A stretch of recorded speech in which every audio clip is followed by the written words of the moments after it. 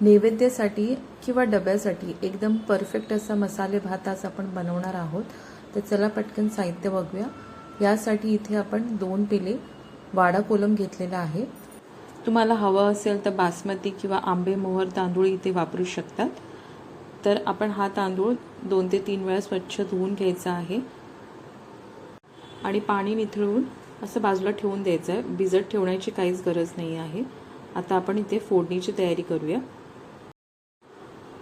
Cooker मध्ये 2 मोठे चमचे मी तेल घेतलेले आहे। इथे हवं असेल तर तुपाचे वापर करू शकतात फोडणीसाठी। त्यामध्ये 1 चमचा मोहरी, 1 चमचा जिरे, खडा मसाला पण घालायचा आहे। त्यामध्ये 2 तमालपत्र, 3 ते 4 लवंगा, 2 ते 3 हिरवी वेलची, 1 चक्री फूल, 1 दालचिनीचा तुकडा, हवं असेल तर काळी मिरी तुम्ही घालू शकतात। नैवेद्यासाठी बनवत आहोत। आलं आणि हिरव्या मिरचीची पेस्ट घातलेली आहे। आलं 1 इंच, 2 ते 3 हिरव्या मिरच्या असं पेस्ट करून घ्यायची आहे आणि ती घालायची। त्यानंतर पाव किलो हिरवे मटार आणि 100 ते 150 ग्राम इथे तोंडली घेतलेली आहे अशी उभी चिरून। मूठभर आपण काजू घातलेले आहेत। आवडीनुसार तुम्ही कमी जास्त घालू शकता इथे ड्रायफ्रुट्स आणि व्यवस्थित परतून घ्यायचं आहे हाय फ्लेम वरती।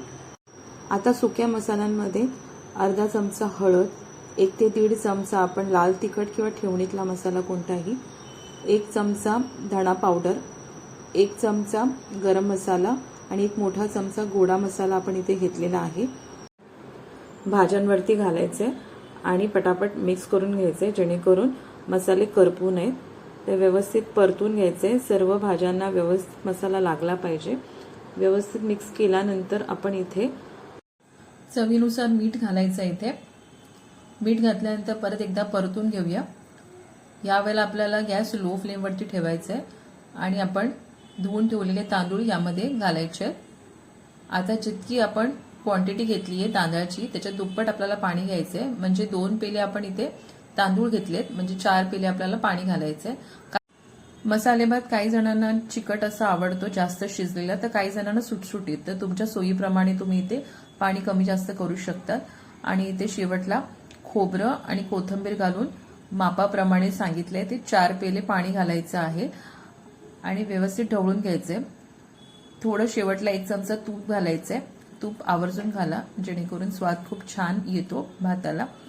व्यवस्थित ढवळून आपल्याला झाकण बंद करायचे आणि हाय फ्लेम वरती 3 ते 4 शिट्ट्या काढून घ्यायचे। व्यवस्थित मिक्स करून शेवटला आपल्याला जेव्हा आपण सर्व करतो किंवा नैवेद्यासाठी ठेवतो त्यावेळेला आपल्याला वरून परत खोबरं आणि कोथिंबीर घालायचं आणि 1 चमचा तूप घालून नैवेद्यासाठी ठेवायचे किंवा कोणाला पाहुण्यांना द्यायचं असेल तर तूप घालून सर्व करायचे। खूप छान चव येते।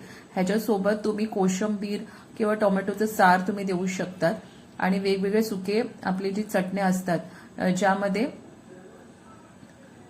शेंगदाण्याची चटणी किंवा तिळाची चटणी ही खूप छान लागते। ठेचा सुद्धा छान लागतो।